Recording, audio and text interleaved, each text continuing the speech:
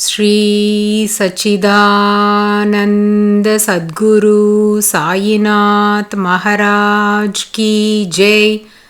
Sri Sai SATCHARITRA, an Insight, Episode 275. My humble prostrations at the lotus feet of our Sadguru Sai. By the divine grace of Sai, an attempt has been made to translate the gist of the divine discourse of Sri Ramanathan brother telecasted in Sai TV. This is purely done to share the glory of Sai and his divine teachings with more insight to the aspirants. Om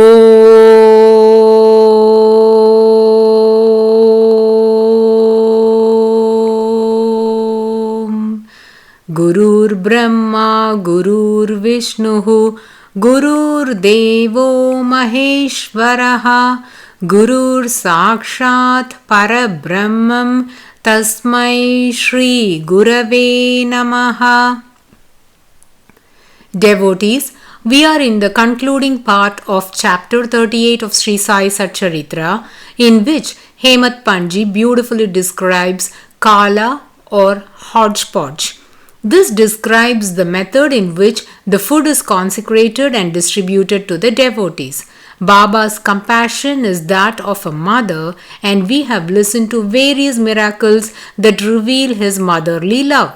He also served his devotees as that of Mother Annapurani by providing food to every visitor that came for his darshan. In the initial years, Sri Sai Baba went on begging rounds to 5 houses and got the food. This practice is called Madhukari Bhiksha.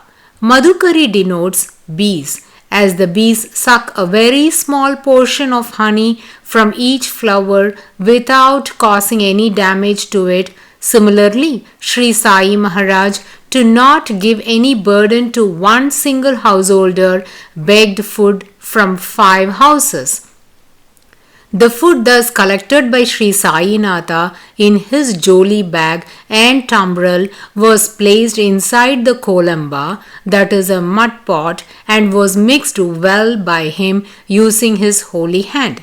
As the food was consecrated by the touch of Sri Sainatha, it not only became a source of food to suffice the hunger of a person, but the one who consumes this food was free from mental and physical ailments, as the Naivedyam was a healing medicine for all kinds of ailments. Sri Sainatha ate very little, but was keen to feed the devotees to their heart's content. Sri Sainatha went on begging rounds until his Mahasamadhi. Even when his health was deteriorating, he moved in a wobbly fashion with few devotees to beg for food at these 5 houses. This practice he adhered very strictly until he left his mortal coil. Once the glory of Sri Sai Maharaj spread far and wide, devotees began to flock in large numbers to Shirdi. Though the number of visitors increased in big numbers, Sri Sainatha didn't change the norms of his begging.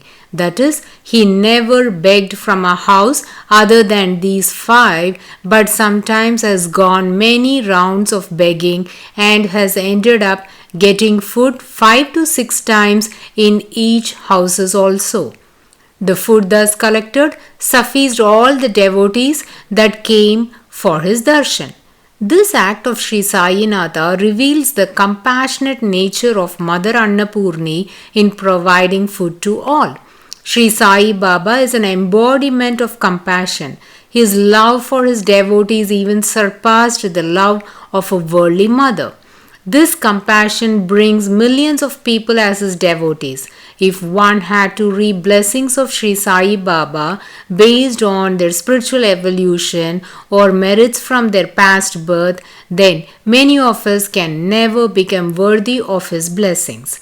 Sri Sai Baba's love for us exceeds our eligibility. He doesn't shower his blessings based on any criteria, but purely out of his infinite kindness, we are able to enjoy his grace.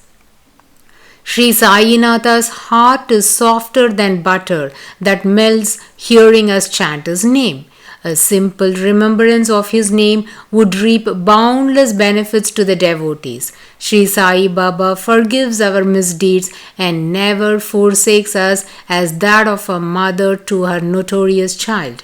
This could be one of the reasons why there are millions of devotees for Sri Sai Maharaj around the world.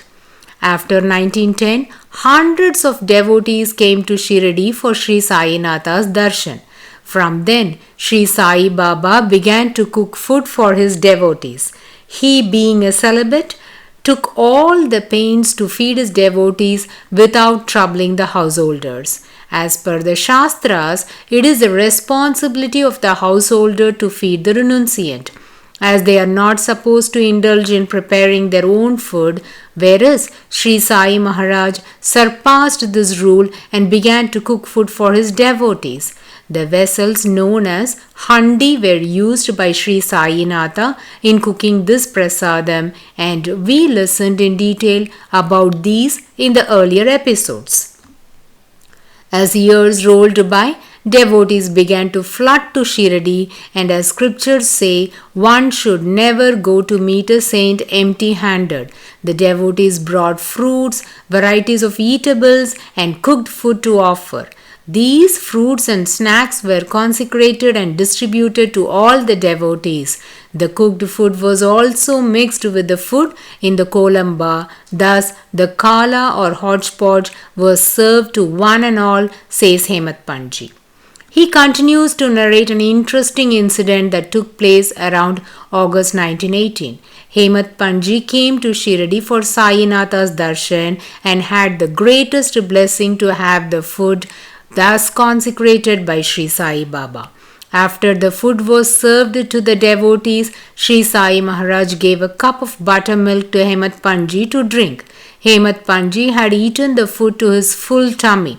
The white color of the buttermilk was very appealing, but he feared that there would be no space in his stomach to drink it. But it was tempting, so he just had a sip, and the buttermilk was very tasty. Sri Sai Baba observed this faltering attitude and said, "Drink all of it. You won't get another opportunity like this." Hemat Panji drank it all. The words of Sri Sai Baba were prophetic, for Sri Sai Baba attained Mahasamadhi on October 15, 1918. As ordained by Sri Sai Maharaj, he never got another opportunity like this. Hemat Panji concludes the 38th chapter of Sri Sai Satcharitra with this incident. Sri Gunaji wrote the abridged version of this complete Sri Sai Satcharitra and adds a beautiful note at the end. Thus, Hemat Panji drank the cup of buttermilk but provided to the readers of Sri Sai Satcharitra abundance of nectar in the form of Sri Sai Baba's Leelas. Let us drink cups and cups of this nectar and remain satisfied and happy. We as Sai devotees are indebted to Hemat Panji for giving us the essence of the divine miracles of Sri Sai Baba in the form of Sri Sai Satcharitra. Thus, we conclude chapter 38 of Sri Sai Satcharitra and move on to chapter 39, titled as Interpretation of a Verse from Gita and Construction of the Samadhi Mandir. This chapter comprises of 176 Marathi OVs and has been very skillfully described by Hemat Panji. As we are aware, this holy scripture was written with the consent and blessings of Sri Sai Baba while he was in his mortal coil. Initially, the content was not published in book form but published chapter-wise monthly in Sai Leela magazine.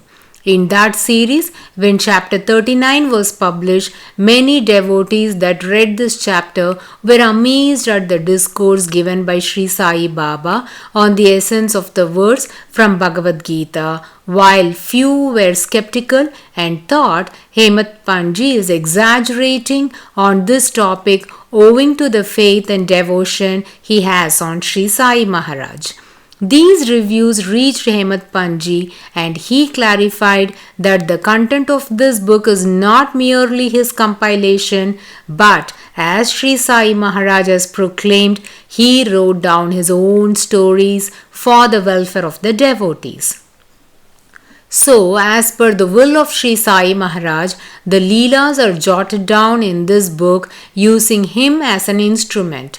Hemant Panji firmly said that Sri Sai Baba's knowledge of Sanskrit was astounding, yet the opinion of the people varied, as many still took Sri Sai Natha to be a mad Muslim fakir.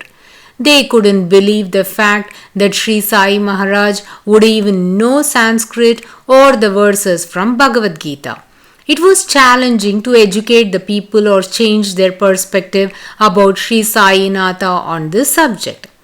To prove that their outlook on Sri Sai Baba is wrong and to establish that he was all-knowing and well-versed in all the languages, Hemant Panji penned down another chapter based on this topic, and that became chapter 50 of Sri Sai Satcharitra, titled Removal of Ignorance. This consists of 215 OVs. So, these two chapters are testament to the command of Sri Sai Maharaj over Sanskrit. As both these chapters are based on the same topic, Gunaji, while writing the abridged version of Sri Sai Satcharitra, combined chapter 39 and chapter 50 and gave the content under chapter 39. We shall also follow this same method and now listen to chapter 39 of Sri Sai Satcharitra. As many shared different opinions about Sri Sai Baba's Sanskrit knowledge, one of the ardent devotees of Sri Sai Baba, by named Balakrishna Vishwanath Dev, known as B.V. Dev, a retired Mamlatdar, approached Nana Sahib Chandorkar as he was involved in this Leela, interviewed him and recorded his statements based on the discourse on Bhagavad Gita verse given by Sri Sai Baba to him. Thus, this chapter has been expounded beautifully in detail with more evidence to prove the exemplary knowledge of Sri Sai Baba in Sanskrit. We will be listening to the Leelas related to B.V. Dev in the forthcoming episodes. In the month of Jeshta, the writing of Sri Sai Satcharitra was completed by Hemant Panji, and it was noted that the Avatarnika, that is, the table of contents or review, was not found in chapter 52, though it was referred by Hemant Panji. Hemant Panji attained Samadhi, and even after making a diligent search, the manuscripts related to Avatarnika were not found, so B.V. Dev wrote it, and chapter 33 was thus added to Sri Sai Satcharitra. So the writing was finished by Hemant Panji, as he mentioned that he is placing his pen at the holy feet of Sri Sai Maharaj. But the completion of this was done by B.V. Dev. We shall listen to the mind-boggling Leelas that demonstrate Sri Sai Baba was an epitome of knowledge in the coming episode. Bow to Sri Sai, peace be to all.